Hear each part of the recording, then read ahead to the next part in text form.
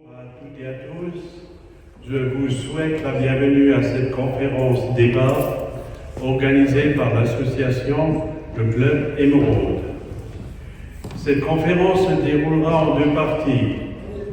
La première partie sera consacrée à la cybercriminalité avec tous les risques que l'on peut courir sur Internet.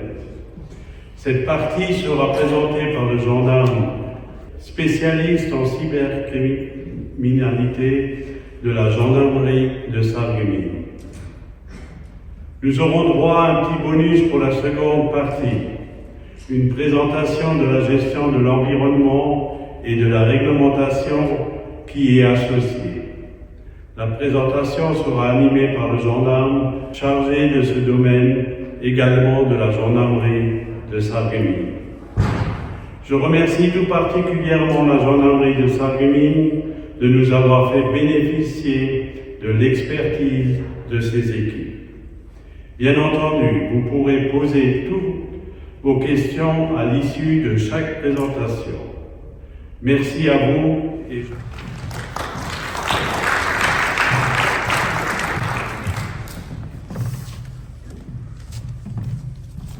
Donc, bonjour à tous, je suis l'adjudant Miller de la gendarmerie de Sarreguemines. Je suis correspondant en nouvelles technologies depuis 2009. Et je vais vous faire une petite présentation sur la cybersécurité. Donc on s'orientera plus vers un guide des bonnes pratiques. Je vais vous présenter les différentes menaces qui existent sur le domaine informatique. Et après, on verra simplement les façons les plus simples pour vous entretenir. Voilà.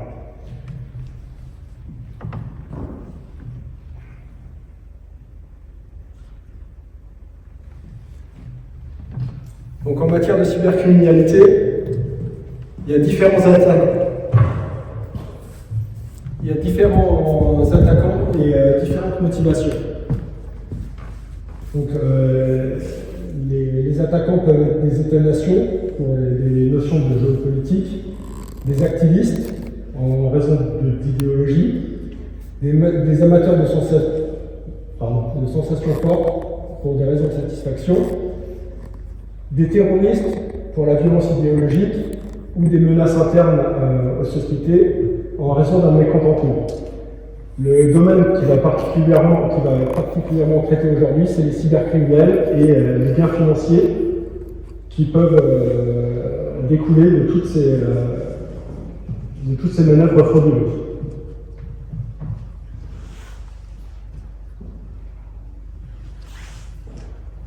Alors, la cybercriminalité, c'est des revenus mondiaux estimés à 1500 milliards de dollars. Qui sont répartis comme le présente le schéma.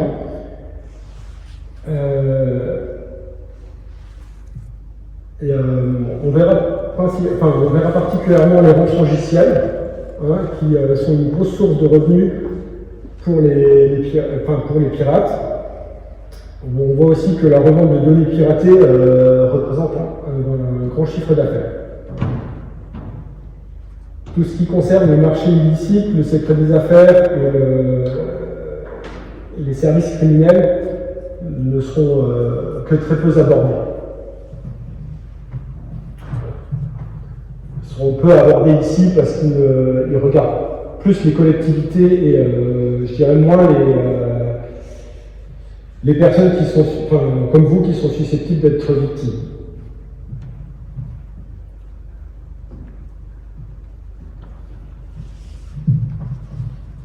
Les attaques des cybercriminalités sont aussi un coût pour les victimes, ce qui représente approximativement 190 000 $ par seconde. Entre tout ce que vous devez mettre en œuvre pour réparer les dégâts qui ont été causés.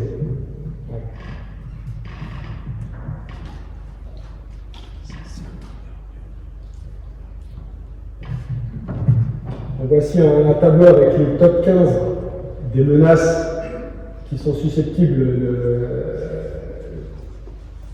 d'être rencontrés sur Internet, minage frauduleux de crypto-monnaies, la violation de données, les atteintes physiques et les révélations d'informations. Ce sont des attaques pour lesquelles vous pouvez vous prémunir facilement en ayant un système d'exploitation à jour et en mettant à jour un antivirus.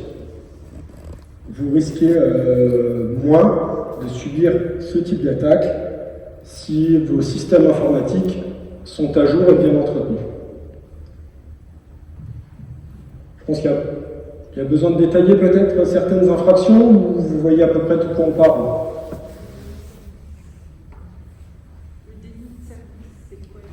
Alors le déni de service, c'est quand des serveurs sur Internet envoient des requêtes sur le serveur de votre fournisseur d'accès. Il y a tellement de requêtes qui arrivent en même temps que votre serveur s'effondre en fait. Il ne peut plus répondre. Donc vous avez une perte de connexion. Tout ce qui va être déni de service, réseau de robots ou minage de crypto-monnaies, ce sont des serveurs distants qui vont solliciter votre ordinateur ou le serveur de votre opérateur pour faire des opérations dont vous n'êtes pas à l'origine, en fait. Des choses qui sont transparentes pour vous, mais toute cette catégorie est relativement transparente pour vous. Sauf si, effectivement, dans le cadre d'une attaque pour déni de service, où votre serveur va complètement s'effondrer et vous n'aurez plus de connexion du tout, quoi.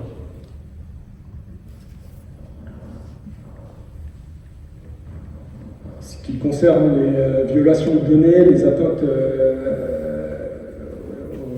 physiques sur les serveurs ou la révélation d'informations, c'est pareil, c'est pas vraiment vous qui allez être victime de cette attaque, ça sera plus votre fournisseur d'accès qui lui hébergera vos données. C'est certes vos données qui vont être volées, mais ces données ne seront pas hébergées chez vous, elles seront hébergées sur des serveurs qui ne vous appartiennent pas, pour lesquels vous ne pouvez rien pour les protéger.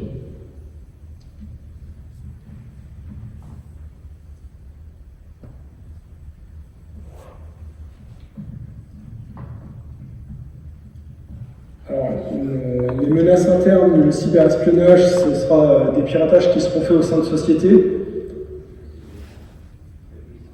à plus ou moins grande échelle. Vous avez peu de chances d'être menacé, d'être victime de ce type d'infraction à titre personnel. Par contre, à titre personnel, vous allez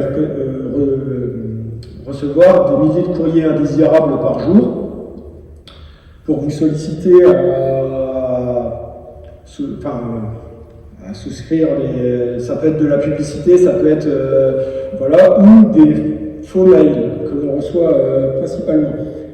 Vous pouvez vérifier si votre boîte mail a déjà été piratée en vous connectant sur le site avalpound.com. Si vous rentrez votre adresse mail en ligne sur ce site, il pourra vous dire si votre adresse mail a fait l'objet de problèmes de sécurité. Alors, il vous dira si la boîte mail a été l'objet d'un problème de sécurité, il ne vous dira pas si elle l'est encore. Pour remédier à ce problème, il suffit de changer votre mot de passe. Vous vous connectez à votre boîte mail, vous prenez un mot de passe plus sécurisé, et puis personne d'autre n'y a accès que vous. On reviendra tout à l'heure dans les mesures à prendre. Le mot de passe est un instrument crucial pour pouvoir vous protéger.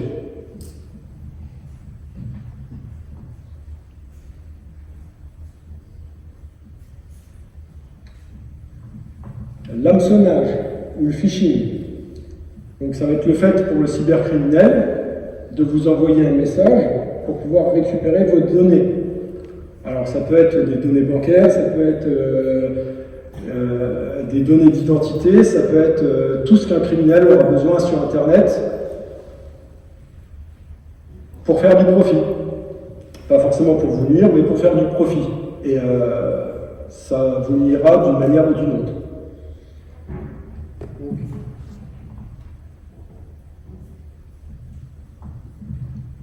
J'ai quelques exemples de mails d'hameçonnage que j'ai reçus personnellement, hein, donc il n'y a rien d'inventé. Le mail d'Amazon, il me dit que j'ai un abonnement pour, à hauteur de 400 €, en me demandant de cliquer sur le lien. Et une fois que je clique sur le lien, il faut que je rentre mes coordonnées et probablement que j'indique mes coordonnées bancaires. Je vous rassure, je n'ai pas été jusque-là. Pour savoir si ce mail il est vrai ou pas, on peut tout de suite vérifier sur l'expéditeur du mail en haut. Vous voyez, Prime Video, c'est ce qui s'affiche quand on clique dessus.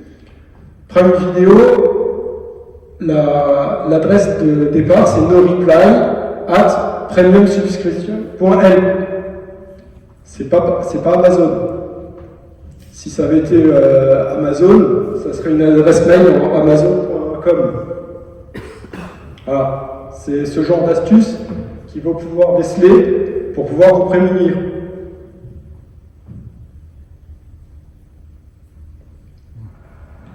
De même, Lidl qui m'envoie que j'ai effectué un achat, hein, à la fin de semaine, il y a les références d'un achat qui a été effectué. On aurait tendance à vouloir se connecter pour voir quel est cet achat, qu'est-ce que j'ai bien pu acheter. Mais en fait, il suffit de regarder, c'est pas Lidl. Hein, c'est email@sites.eu. C'est pas Lidl. Bon, après, ce qui me met la puce à l'oreille, c'est que j'ai pas de compte chez Lidl non plus, donc effectivement, c'est pas moi qui fais mon achat.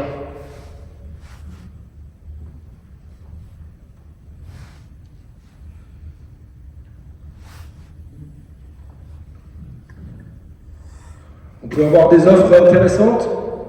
On va vous proposer d'acheter de la crypto.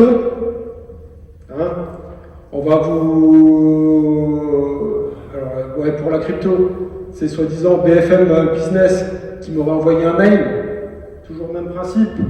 J'affiche de qui provient ce mail et je vois que l'adresse, ça ne correspond pas à une adresse de BFM.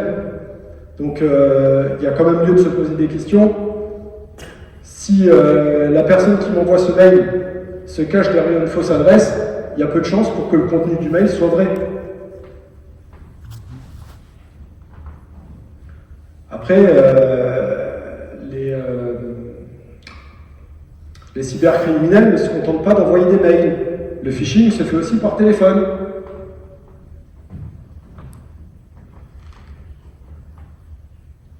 C'est bien le livreur qui me précise que j'ai un colis en attente, qu'il n'a pas pu livrer parce que j'étais pas là.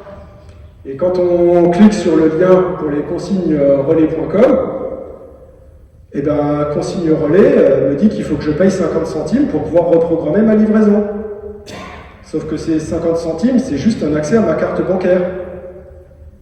C'est pas juste 50 centimes. C'est un accès à ma carte bancaire pour pouvoir faire un paiement bancaire que j'aurais validé moi-même et qui sera probablement pas remboursé par la banque par la suite. J'ai pas pu faire une capture d'écran du site Consigne Relais puisque la durée de vie du site était très restreinte. J'ai pas eu le temps de faire une capture d'écran pour vous la montrer. Mais quand j'ai fait une recherche sur internet, on voit bien que Consigne Relais, c'est pas Mondial Relais, c'est pas un livreur en fait. C'est simplement une arnaque. Tout le monde commande sur internet, tout le monde essaye de se faire livrer. Il suffit qu'on reçoive un message qui dit que le livreur n'a pas pu vous remettre votre colis.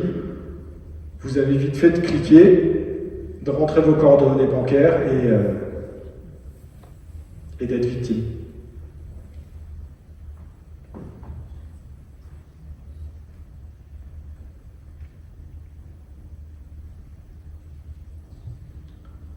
Une autre infraction qu'on retrouve souvent sur Internet, c'est l'usurpation d'identité. Et pour que votre identité puisse être usurpée, il faut qu'à un moment ou un autre, vous ayez transmis les documents. Donc, et avec de faux documents, avec une copie de la carte d'identité, avec, je ne sais pas moi, une attestation de domicile ou quoi que ce soit, on peut souscrire un crédit, immatriculer des véhicules, ouvrir des comptes bancaires. Donc c'est pas anodin. Hein, si vous devez transmettre une copie de votre CNI, de votre carte d'identité sur Internet, faites très attention à qui vous l'envoyez. Ne communiquez pas ce genre de documents si vous n'êtes pas sûr de la personne à qui vous envoyez ces documents.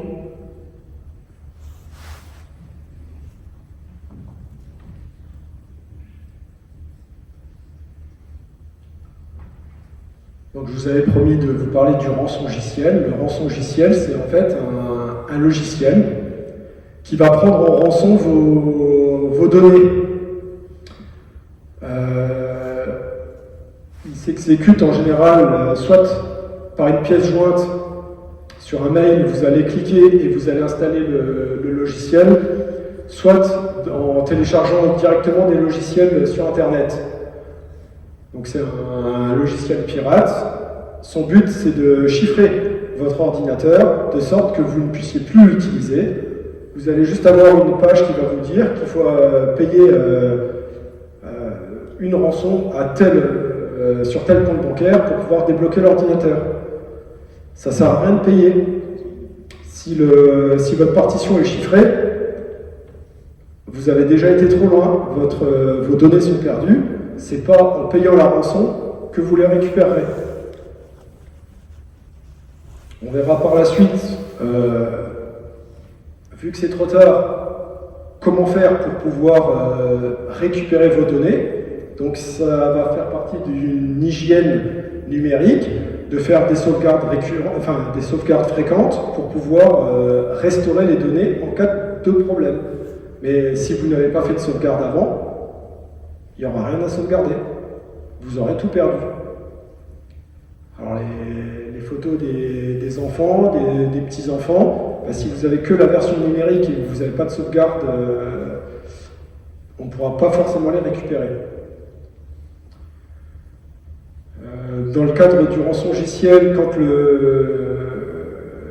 le programme utilisé n'est plus un programme très récent, parce qu'il y en a plusieurs versions qui existent, mais quand c'est une version qui est déjà éprouvée, effectivement, si vous avez conservé vos données, certains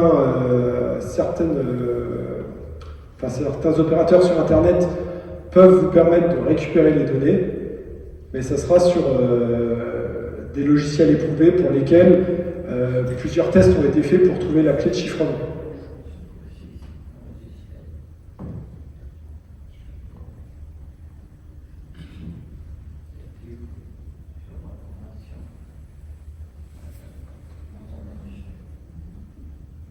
Voilà, donc les attaques par rançongiciel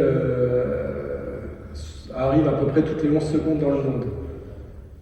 Pour s'en prémunir, comme je vous ai dit, on fait attention à ce qu'on télécharge, on a un système et un antivirus à jour, et on fait des sauvegardes. Ça n'empêchera pas forcément le rançongiciel de s'exécuter, ça permettra de récupérer un système avant l'exécution du rançongiciel.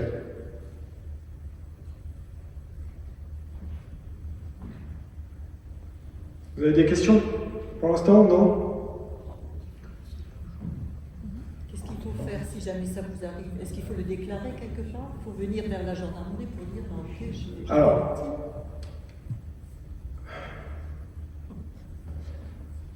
oui, vous pouvez toujours venir en gendarmerie le déclarer. Le problème, c'est que je dirais que pour la majeure partie des cas, nous, à notre niveau, je vous montrerai après brièvement la chaîne cyber en gendarmerie. Au niveau local, ça va être très compliqué pour nous, ne serait-ce que de trouver d'où ça vient, de quel pays ça vient. Parce que forcément, l'attaque provient de... Voilà. Au niveau du droit, à partir du moment où les mises en cause se trouvent à l'étranger, ça va être compliqué de poursuivre. Donc, le plus simple, c'est effectivement de ne pas payer et de voir pour restaurer vos fichiers par vous-même. Après, c'est sûr que si les faits ne sont jamais déclarés en gendarmerie, ils ne seront pas recensés et on ne pourra pas enquêter. Maintenant, dans la majeure partie des cas, les enquêtes ne vont pas bien loin. Hein, c'est malheureusement pas de notre niveau, pas du niveau de la brigade locale. Voilà.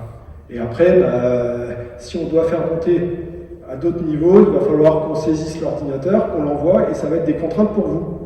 Plus que... donc, je ne vais pas vous dire qu'il ne faut pas le faire. Hein, si vous voulez déposer plainte, on ne vous dira jamais que vous ne pouvez pas déposer plainte. Vous pouvez déposer plainte.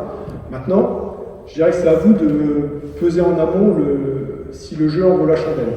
Voilà. Si vous êtes relativement sûr de votre système de sauvegarde et que vous arrivez à récupérer vos données, je pense qu'effectivement, il faudra être plus attentif à l'avenir sur ce que vous téléchargez, parce que je le rappelle, ça ne se télécharge pas tout seul. C'est un logiciel ne s'installe pas seul sur votre ordinateur. À la base, c'est une action qui va lui permettre de le faire. C'est vous qui allez cliquer sur une pièce jointe, c'est vous qui allez télécharger un logiciel qui est corrompu. Mais je dirais le problème, à la base, il va se trouver entre le clavier et l'écran. Hein, ou entre le clavier et le siège de l'ordinateur de bureau. Celui qui est assis sur le siège, quoi. J'ai quand même une question concernant les papiers, parce que la carte d'identité, par exemple, comme le passeport, ou plutôt ça les conduit, si on renouvelle, on doit le changer, etc. Il faut donc qu'on l'envoie. Comment être sûr que ça Oui, arrive, mais vous n'allez pas l'envoyer par mail. Non, on va sur le site. Quand vous faites quand vous allez faire votre renouvellement vous allez charger effectivement les documents sur le serveur sécurisé de la NTS. Donc là, on risque rien. C'est mon incertitude depuis des mois, là. Alors, normalement, le serveur de la NTS est sécurisé, effectivement. Maintenant, la NTS peut être victime d'un piratage. Je ne vais pas vous dire le contraire, c'est pour ça que je viens faire cette... voilà. Maintenant, effectivement, si vous faites le renouvellement, normalement, si vous faites un renouvellement, c'est que votre pièce d'identité, elle n'est plus valide. Hein, la date de validité est arrivée à échéance. Donc je dirais que c'est un moindre mal que cette pièce puisse être réutilisée, puisque vous allez en avoir une nouvelle. Et le numéro de titre, normalement, qui figure et qui lui est unique sur la pièce d'identité, ou le permis de conduire, le numéro de titre, lui, va devenir caduc et il y aura un nouveau numéro de titre. Voilà. Maintenant, comme dit, vous avez plus de chances de vous faire pirater vos données si vous les envoyez par mail à quelqu'un dont vous n'êtes pas sûr de l'identité, que si vous les chargez vous-même sur le serveur de la NTS. Voilà. Pour savoir si un site est plus ou moins fiable, même si ce n'est pas une vérité absolue, on va vérifier que le site est sécurisé. Il est sécurisé. En général, vous allez voir sur votre navigateur un petit cadenas qui va apparaître sur la barre juste à côté du nom de l'adresse. Il y a un petit cadenas qui apparaît. Et surtout à côté, vous aurez en texte clair HTTPS. Le S de sécurisé. Après, comme dit, ce n'est qu'un indice. Ce n'est pas vous avez des sites sécurisés, c'est le protocole qui est sécurisé. Le protocole peut être sécurisé même pour un site qui n'est pas fiable. Après, sur la NTS, L'ANTS, c'est ants.gouv.fr, quelque chose comme ça, le site. Si vous avez plusieurs phrases encore à l'intérieur du nom de l'adresse du site, peut-être posez-vous des questions pour savoir si vous êtes sur le site officiel de l'ANTS. Vous faites une recherche dans votre navigateur, ANTS, vous regardez les premiers liens qui vont être proposés, et vous allez cliquer sur, normalement, celui qui correspond à le vrai site de l'ANTS, et pas un site qui va être copié. Ne cliquez pas sur un lien, par exemple, que vous pourriez avoir dans un mail. Le site pour les amendes, c'est ANTI, Lantai. Il y a beaucoup de fraudes avec Lantai. Si vous cliquez sur le lien que vous avez reçu par SMS ou le lien que vous avez reçu par mail, je vous rassure, l'État n'est pas au courant de votre adresse mail ou de votre numéro de téléphone. Si vous commettez un excès de vitesse, l'État n'a que votre adresse qui correspond à la plaque d'immatriculation du véhicule. Vous recevrez un courrier. Vous ne recevrez pas un SMS ou un mail. Mais les escrocs vont se faire passer pour l'État en vous envoyant un mail, un SMS. Vous cliquez sur un lien qui vous envoie vers un site qui va ressembler à celui de l'État, mais qui ne l'est pas. L'adresse dans la barre d'adresse ne sera pas la même que celle du vrai site de l'État. En le mettant dans la poubelle, on risque rien. Non, c'est ce qu'il faut faire. Les mails dont vous n'êtes pas sûr de la provenance, vous les supprimez sans cliquer sur les liens qui sont à l'intérieur, sans ouvrir les pièces jointes.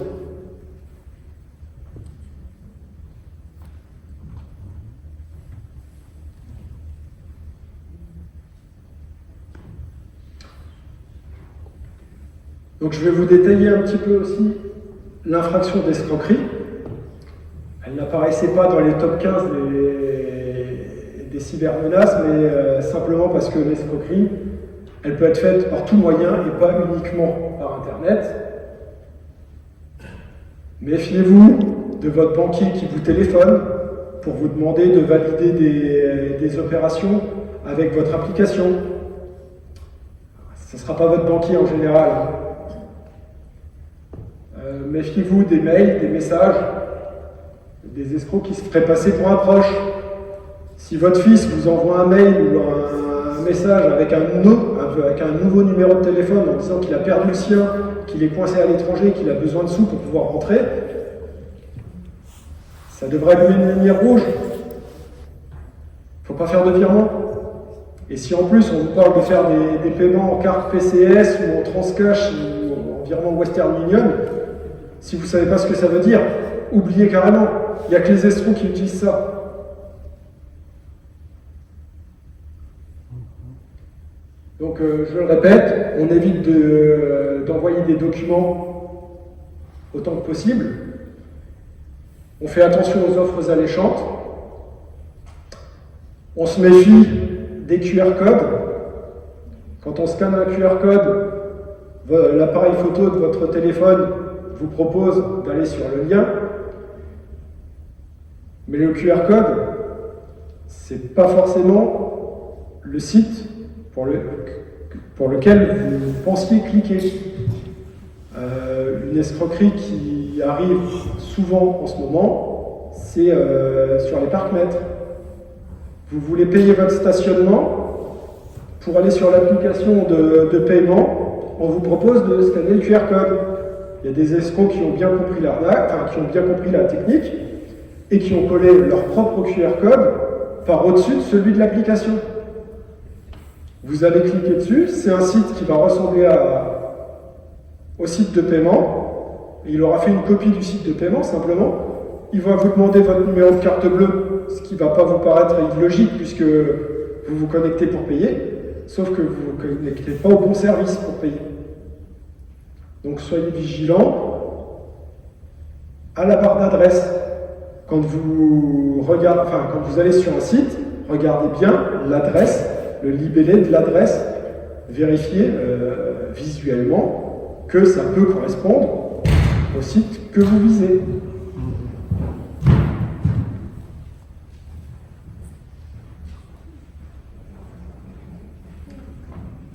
Un autre type d'escroquerie qui apparaît souvent dans les plaintes qu'on est amené à prendre, c'est le chantage à l'amour. On fait des rencontres sur Internet et puis au bout d'un moment, la personne nous demande de l'argent. Alors c'est pour soigner son fils qui est malade, c'est... Oui. Il y a beaucoup de chances pour que ce soit un escroc qui soit au bout du fouet, au bout de la discussion. C'est pas quelqu'un qui cherche à vous connaître vraiment. C'est juste quelqu'un qui cherche à vous soutirer de l'argent. De même, n'envoyez jamais des photos que vous ne seriez pas prêt à publier dans la première page du journal. Ça rigole, mais ça arrive souvent. Ça arrive souvent. Les escrocs ont trouvé la manière de... Je dirais la corde sensible, ils arrivent à vous faire des choses que vous ne feriez pas en temps normal. Donc, méfiez-vous.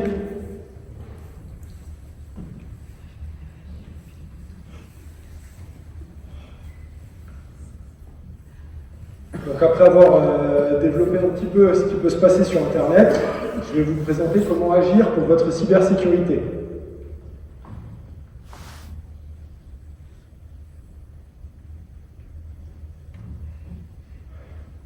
Bon, c'est un document qui est plus adapté aux collectivités.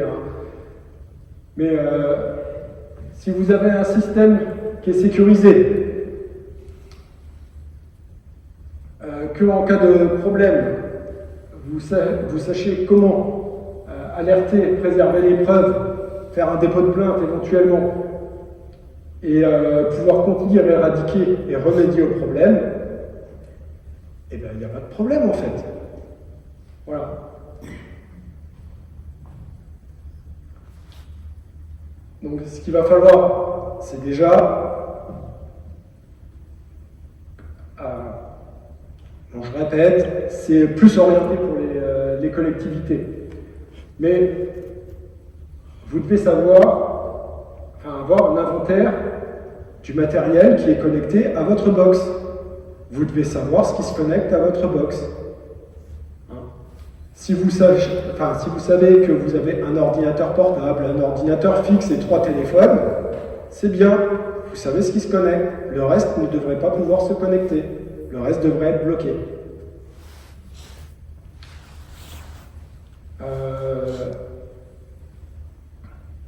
Vous devez limiter les comptes administrateurs.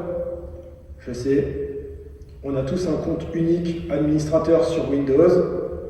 On installe tout avec et on n'utilise que ce compte-là. C'est pas bien. Il faut pouvoir faire la différence entre lorsque vous installez des applications sur votre ordinateur et quand vous les utilisez. Ça ne devrait pas être le même compte. C'est d'autant plus vrai si vous faites du télétravail. Dans le cadre du télétravail, vous devez avoir un compte pour le travail, un compte utilisateur pour la maison et un compte administrateur qui gère le tout. Il ne faut pas tout mélanger. Dans le cadre des entreprises, ils doivent vérifier la liste des utilisateurs. Si un utilisateur, une personne est partie de l'entreprise, ses droits doivent être révoqués. Il ne doit plus pouvoir accéder au réseau de l'entreprise. Bon, pareil pour le réseau cartographié et l'Internet cloisonné, c'est des choses qui vont concerner principalement les entreprises. Donc les terminaux mobiles, il n'est pas impossible d'installer un antivirus sur un téléphone portable, sur les smartphones. Et surtout, vous devez savoir quels sont les accès extérieurs que vous autorisez. Alors bon, pour un réseau domestique, normalement, ça ne nous concerne pas trop. Mais si vous voulez autoriser, je ne sais pas, dans le cadre d'une maintenance, à ce que le gars qui soit l'opérateur de maintenance puisse accéder à votre réseau, vous allez forcément laisser des portes ouvertes, et ces portes peuvent être source à problème. par la suite.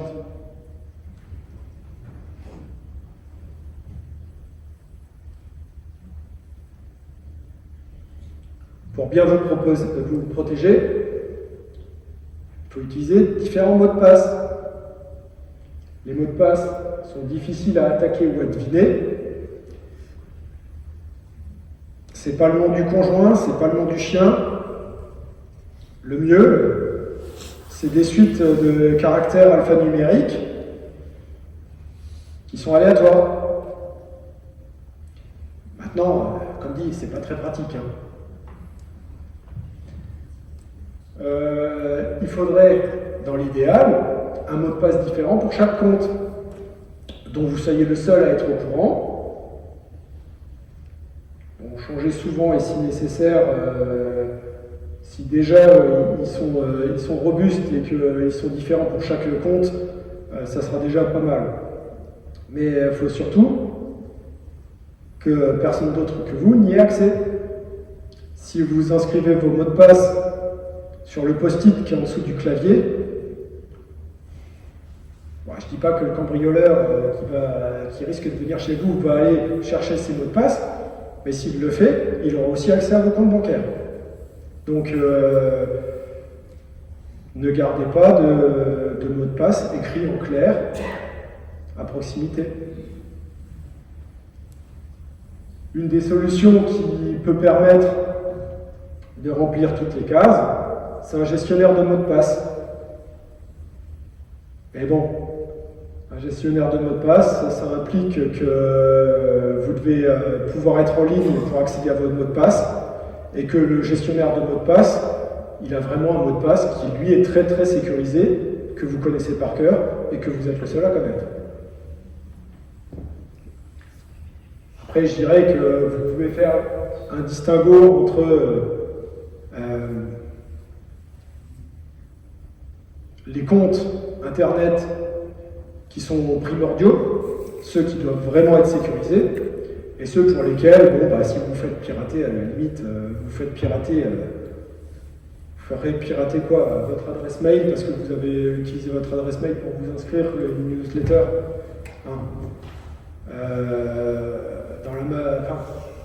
Dans la mesure du possible, n'enregistrez pas vos moyens de paiement sur les sites internet. Rentrez votre numéro de carte à chaque fois. Ça évitera que si vous faites pirater le compte, en plus, votre carte soit utilisée.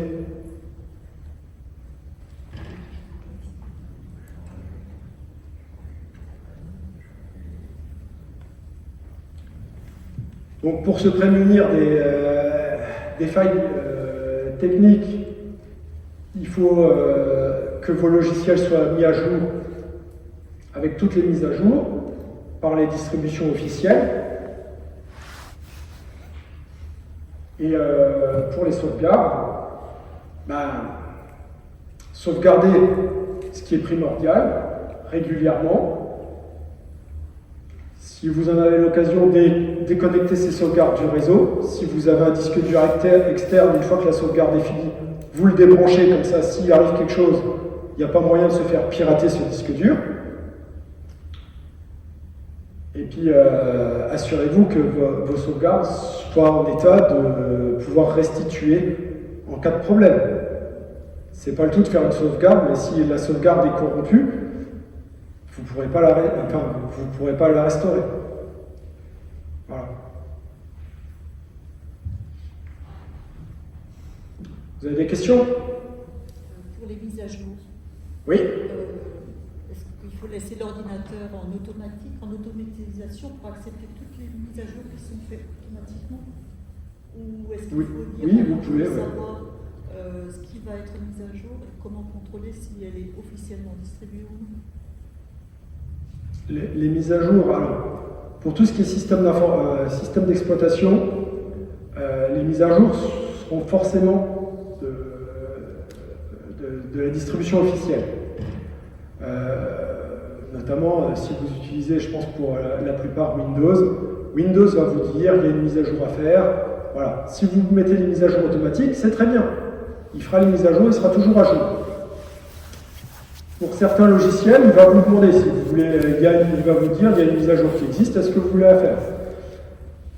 notamment pour tous les plugins, c'est-à-dire notamment ce qui va vous permettre de visualiser des vidéos à l'intérieur des pages internet et ce genre de choses. Là aussi, c'est source ça va être source d'attaque. Si c'est pas à jour, les cybercriminels savent qu'il y a une faille de sécurité et vont attaquer par là. Donc, faites les mises à jour autant que possible, facilitez-vous la vie. Demandez à ce que les mises à jour automatiques soient faites. Oui.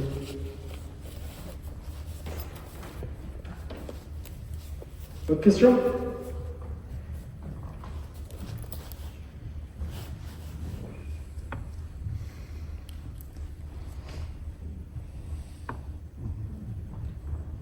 Donc, la neutralisation des virus, ça me paraît assez important d'avoir un antivirus à jour sur un ordinateur. Ça peut être utile de l'avoir aussi sur le smartphone, il en existe, donc voilà.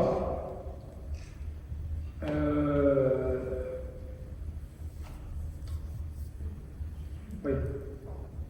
Réfléchissez avant de cliquer sur des liens, hein, c'est ce que je vous ai dit. Les logiciels, par exemple, ne s'installent pas tout seuls. En général, vous allez cliquer sur un lien, sur une pièce jointe, sur quelque chose qui contient un virus qui va s'installer. Donc, faites attention sur ce que vous cliquez. Si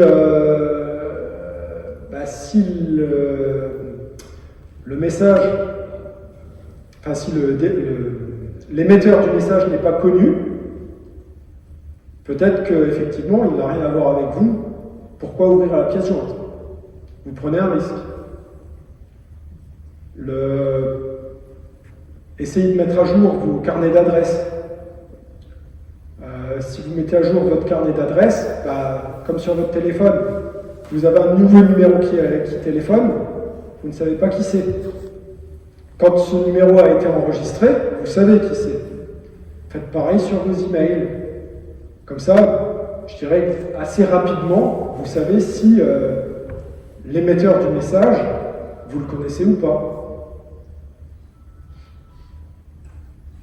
Faites attention aux périphériques USB que vous utilisez. C'est clair que si vous avez votre clé USB, bon, si vous ne la branchez pas n'importe où, normalement, il n'y a pas raison d'avoir des virus. Si vous tenez vos postes avec des antivirus,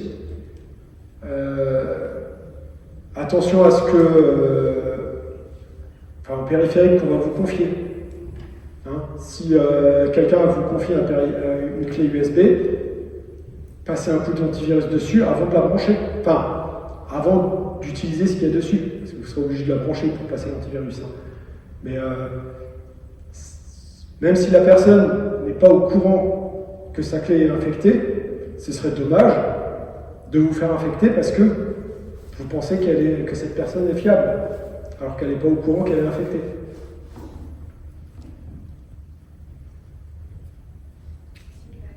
Oui. Les antivirus les plus performants qu'il y a en ce moment, c'est lesquels? Je ne vais pas faire de publicité. Il y a des très bons antivirus gratuits. Il y en a des payants qui sont très très efficaces aussi. Personnellement, j'en ai un payant. J'ai essayé plusieurs antivirus gratuits. Je ne vais pas dire que j'en étais mécontent, mais il fallait renouveler la licence au bout d'un moment, recommencer les démarches, refaire une installation.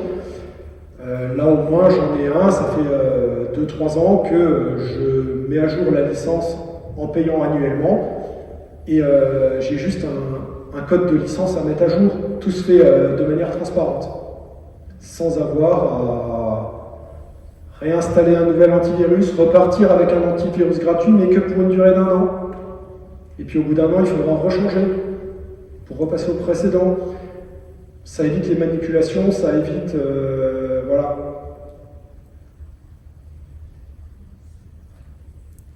Quand D'autres questions? qu'en est-il de l'utilisation des réseaux Wi-Fi quand on est en déplacement, par exemple? Alors, l'utilisation du réseau va pas vous... l'utilisation du réseau en elle-même va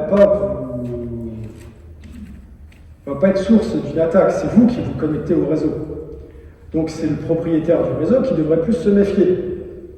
Voilà. Maintenant, si vous vous connectez à un réseau qui n'est pas sécurisé, s'il n'est pas sécurisé, il y a de fortes chances que n'importe qui puisse se connecter au même réseau.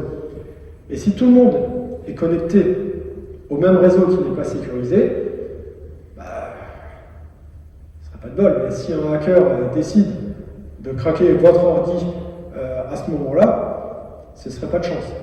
Mais c'est pas impossible. Voilà. Donc, privilégiez les réseaux qui nécessitent un code d'identification. Les réseaux publics, par exemple, dans un aéroport ou la SNCF, Ils ne sont pas sécurisés. N'importe qui peut se connecter sans mot de passe. À l'hôtel, vous allez encore avoir le mot de passe Wi-Fi qui va être dans votre chambre. Donc, vous n'aurez que les clients de l'hôtel, a priori, qui auront ce mot de passe. Quoique, le mot de passe ne doit pas être renouvelé très fréquemment. Donc, il suffit que quelqu'un qui est passé une nuit dans cet hôtel connaisse le mot de passe pour qu'il puisse s'y connecter. Après, comme dit, le fait de se connecter à un réseau ne constitue pas une faille de sécurité en soi. La faille de sécurité, ça sera si vous laissez l'accès à certains ports extérieurs. Je ne vais pas rentrer trop dans les détails, mais on va dire que votre antivirus va fonctionner comme un pare-feu. Il va bloquer tous les accès venant de l'extérieur. Si vous ouvrez quelques portes, il suffira que quelqu'un de mal intentionné utilise cette porte pour rentrer sur votre ordinateur pour que vous vous fassiez pirater. Et ça pourra être valable que vous soyez sur un réseau qui est sécurisé ou non sécurisé.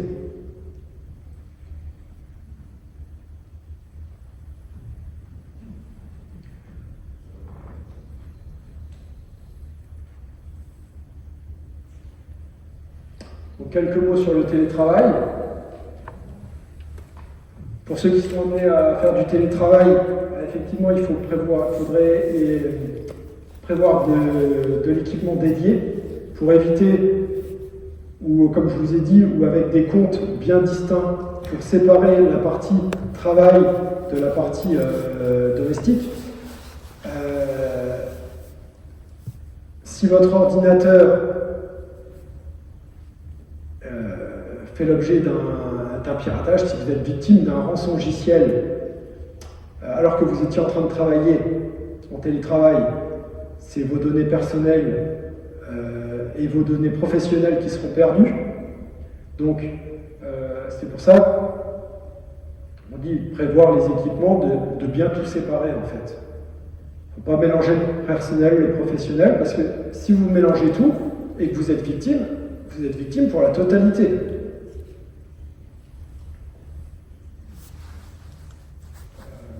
C'est les deux premiers points, ça vont renforcer la sécurité. Si vous maintenez tout à jour, que vous avez que vous ne faites pas n'importe quoi, normalement, il n'y a pas de raison d'être embêté plus que ça. La traçabilité et sécuriser les accès externes, c'est un peu ce qu'on a déjà dit. Si vos postes de travail sont prévus pour être sécurisés à la maison, faites de même pour le travail. Il n'y a pas de raison de différencier voilà, le boulot de la maison. Tout doit être protégé de la même façon et tout devrait être protégé au mieux.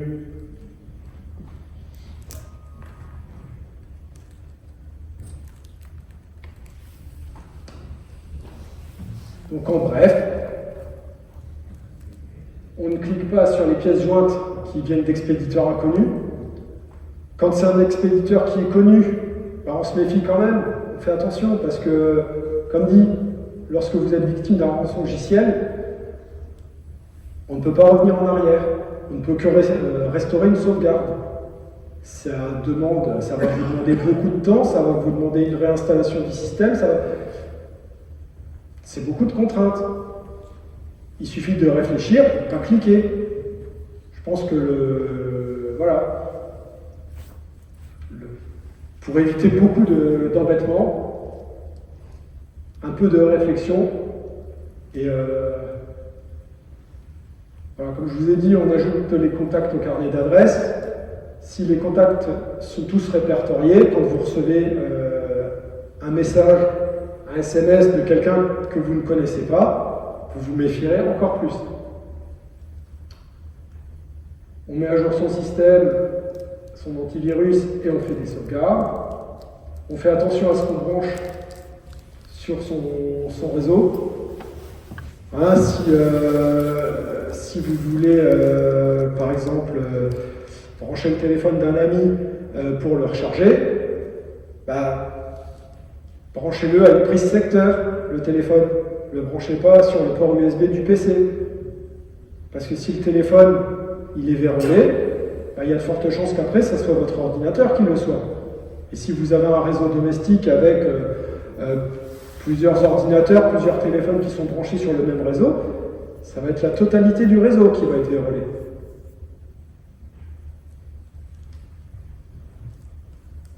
Donc soyez méfiants. On dit à tous les gosses de ne pas parler aux inconnus. Puis quand on devient grand, on s'imagine que on a le droit de parler à qui que ce soit, enfin à tout le monde. On se méfie, sur Internet, on ne sait pas à qui on a affaire. On fait comme les enfants, on ne parle pas aux inconnus. C'est plus simple. Ça évite les problèmes. Pareil, même si la personne se fait passer pour votre banquier, que le numéro qui s'affiche, c'est bien le numéro de la banque, votre banquier ne vous demandera jamais de code. Votre banquier ne vous demandera jamais de valider les opérations. Si vous avez un doute, allez à la banque directement. Mais ne validez rien par téléphone.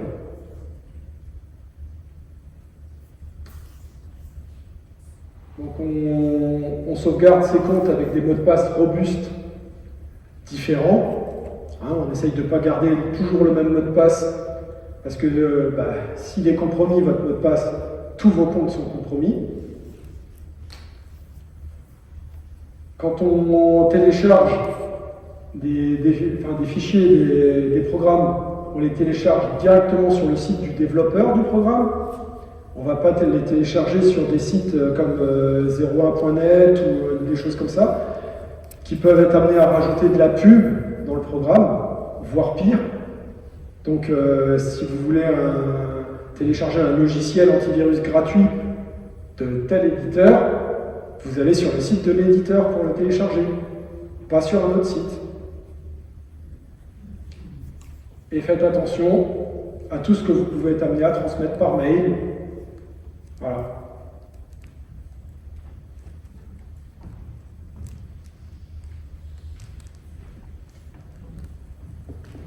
Je vais vous présenter brièvement le principe d'authentification. Je pense que vous avez déjà été comme moi à pester après votre banque parce que vous devez rentrer 15 fois un mot de passe, qu'il faut rentrer l'empreinte digitale ou la reconnaissance faciale sur le téléphone pour accéder à son compte. On ne peut pas faire ce qu'on veut. En fait, en matière de cybersécurité, on va considérer qu'il y a 3 moyens de vous authentifier, de vous identifier. Il y a ce que vous êtes, ce que vous savez et ce que vous avez. Ce que vous êtes, ça se traduira par une empreinte digitale, par une reconnaissance faciale. Ce que vous savez, c'est le mot de passe, principalement. Et ce que vous avez, ce que vous êtes en possession, c'est les cartes de crédit et le téléphone. En cybersécurité, on estime que c'est vous à partir du moment où vous remplissez 2 des 3 méthodes. C'est votre téléphone et vous avez votre empreinte digitale, votre banque considère que c'est vous. C'est votre carte de crédit et c'est votre code PIN, la banque considère que c'est vous. Donc on ne met pas de post-it avec le code de la carte de crédit dans son portefeuille. Sinon, n'importe qui peut utiliser cette carte et la banque considérera que c'est vous.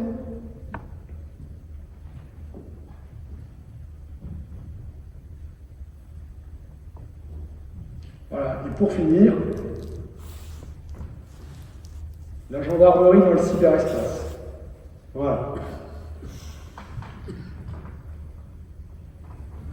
Moi, je suis à ce niveau-là.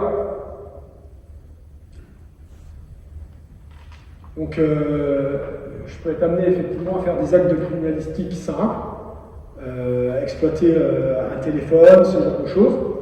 À partir du moment où ça va être plus complexe, ça va être au niveau départemental. Ça va être des gars qui ont suivi une formation à l'université pendant 9 mois, donc les tech. Et après, ça monte jusqu'au labo de l'IRCGN à Paris. Voilà. Nous, on a encore la chance en Moselle d'avoir une antenne du C3N. C'est-à-dire, c'est un regroupement d'enquêteurs en technologie qui vont être orientés sur tout ce qui est délit financier et la cyberdélinquance. Parce qu'en général, le financier et le cyber, c'est lié. Voilà. Et on a une antenne à Metz. Il doit y avoir 6 antennes en France. On a quand même la chance d'en avoir une à Metz. Voilà.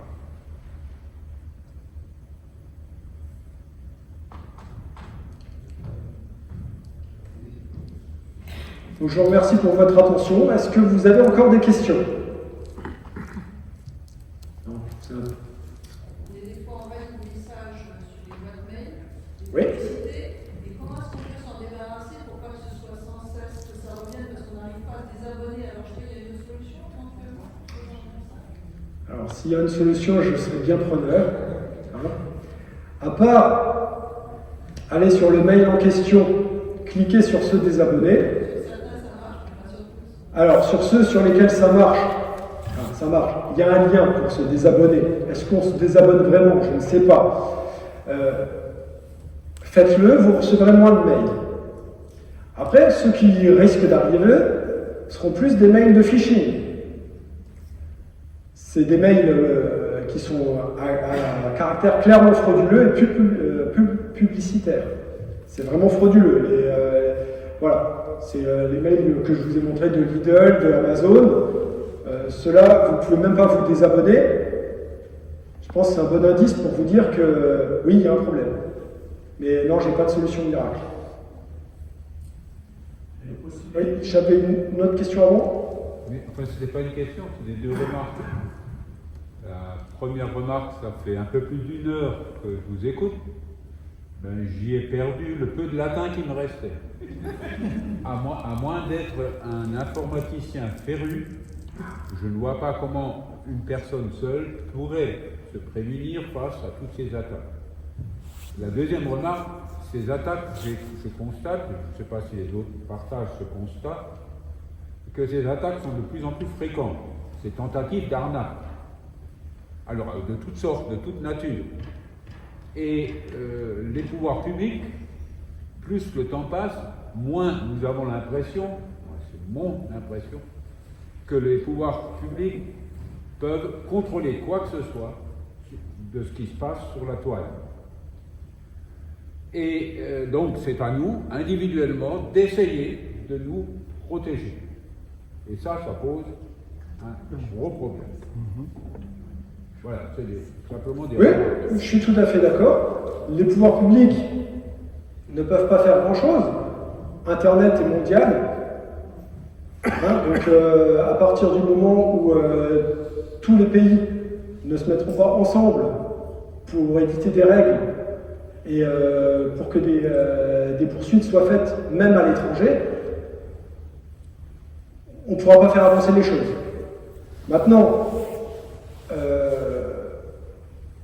le but de l'exposé, c'est pas de faire de vous des hackers, c'est juste de mettre le doigt sur ce que vous feriez dans la vraie vie, en fait. Je pense que quand vous vous promenez dans la rue, vous ne faites pas n'importe quoi. Vous réfléchissez à ce que vous faites. Pas sur Internet, c'est pareil. Alors c'est sûr, c'est beaucoup plus facile de cliquer. Un double clic, ça prend un millième de seconde. Mais ce double clic engendre des conséquences. Si vous ne le faites pas à la base, vous éviterez de nombreux soucis, en fait. Voilà. Je n'ai pas de solution miracle. Je ne peux pas être derrière chacun pour les aider à... voilà. Il faut juste essayer d'adopter, je dirais, un comportement de méfiance vis-à-vis de tout ce qui se passe sur Internet.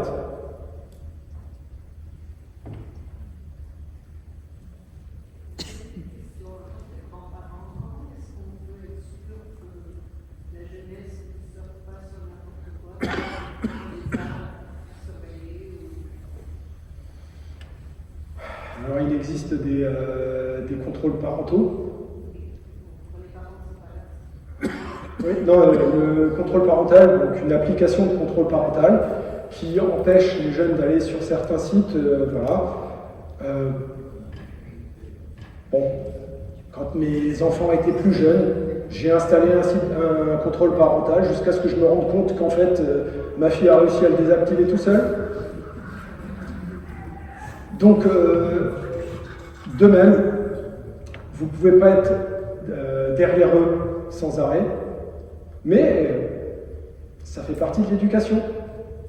Vous pouvez les éduquer à ne pas faire n'importe quoi, à ne pas aller voir n'importe quoi, comme on fait pour le reste. C'est pas parce que c'est Internet que c'est différent.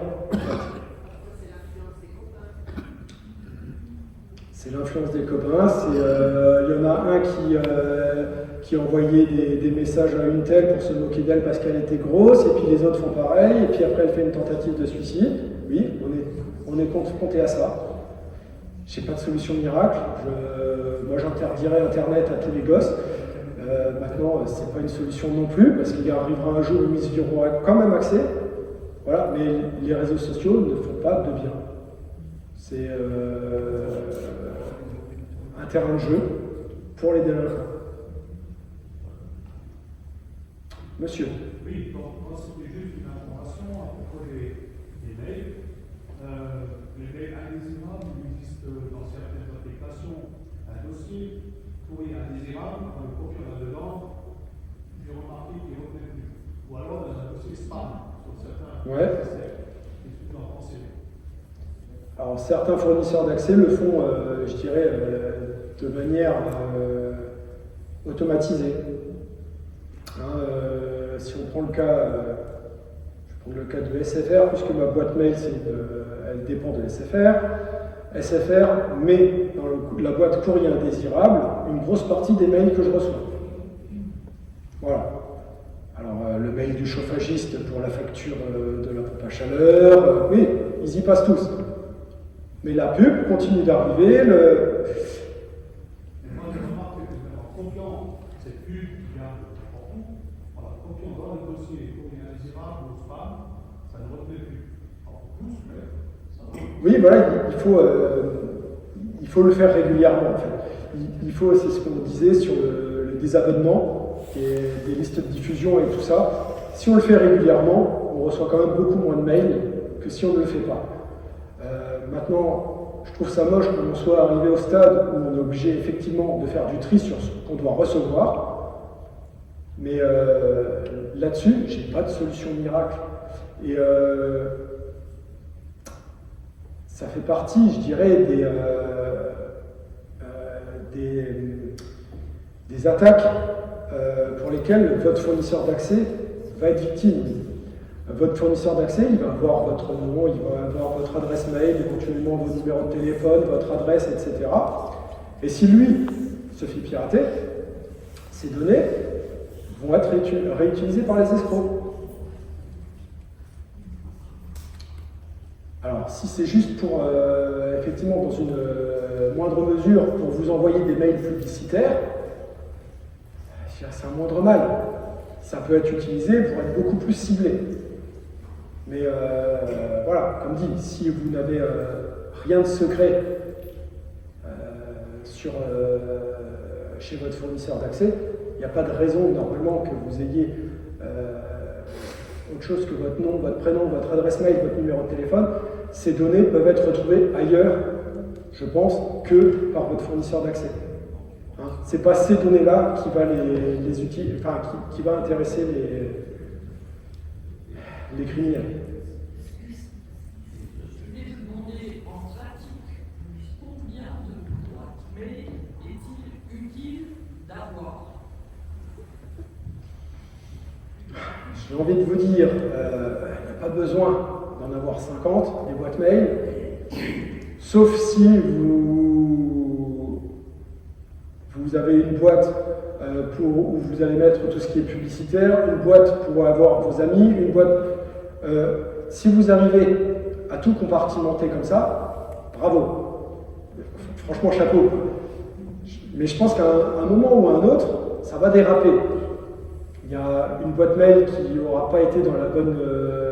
et vous allez recevoir quand même.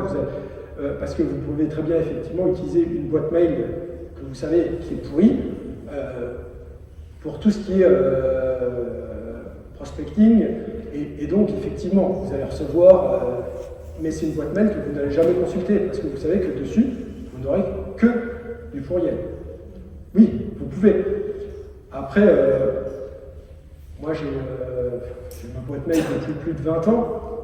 Hein, j'ai une boîte mail que j'utilise depuis plus de 20 ans. Oui, je reçois un peu de spam, un peu de phishing. Maintenant, je fais le tri. J'en ai quoi, 2-3 mails par jour. C'est pas la mort du petit cheval. J'arrive à m'en sortir. Est-ce que c'est dangereux de donner son adresse mail si, par exemple, dans un commerce ou un endroit donné, on nous le demande?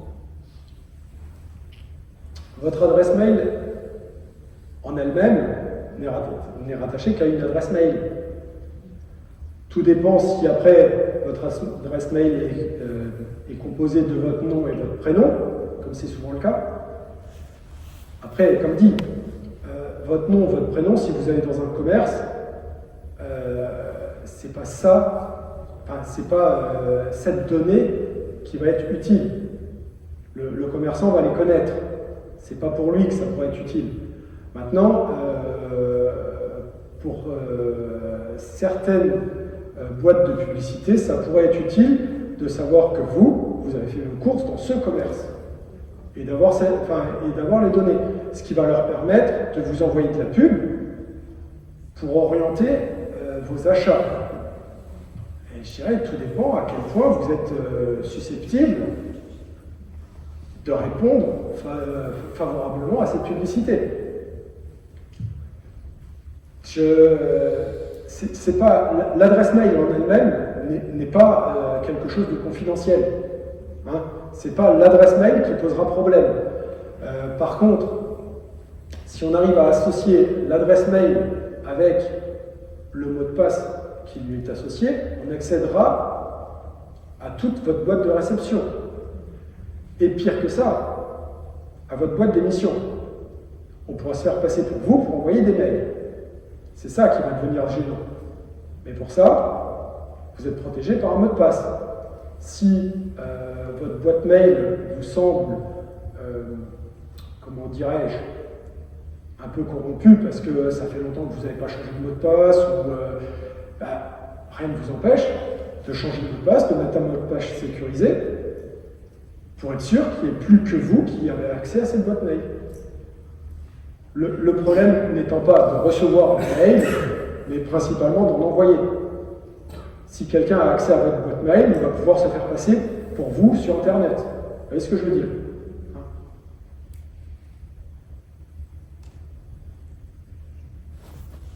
D'autres questions? Vous nous faites peur? Oui, j'aimerais dire une chose, vous avez très bien parlé avant d'éducation. Moi, je pense que ce problème-là, on le résout pas du jour au lendemain. Et moi, je pense que c'est une éducation qui doit se faire dans les écoles aussi. Aussi bien qu'on avait dans le temps l'instruction civique, on va avoir peut-être un jour l'instruction Internet ou numérique. Il y a le permis Internet qui a été mis en place dans les écoles primaires.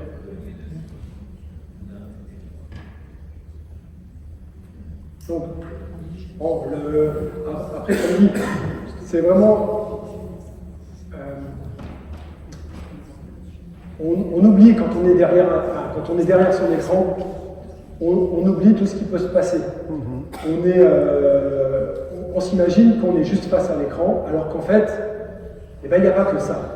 Il y a des gens qui sont derrière, voilà. Et ça, effectivement, le but, c'est de le rappeler à tout le monde, que ce soit pour les petits, qui le font au permis Internet à l'école, comme aux moins petits.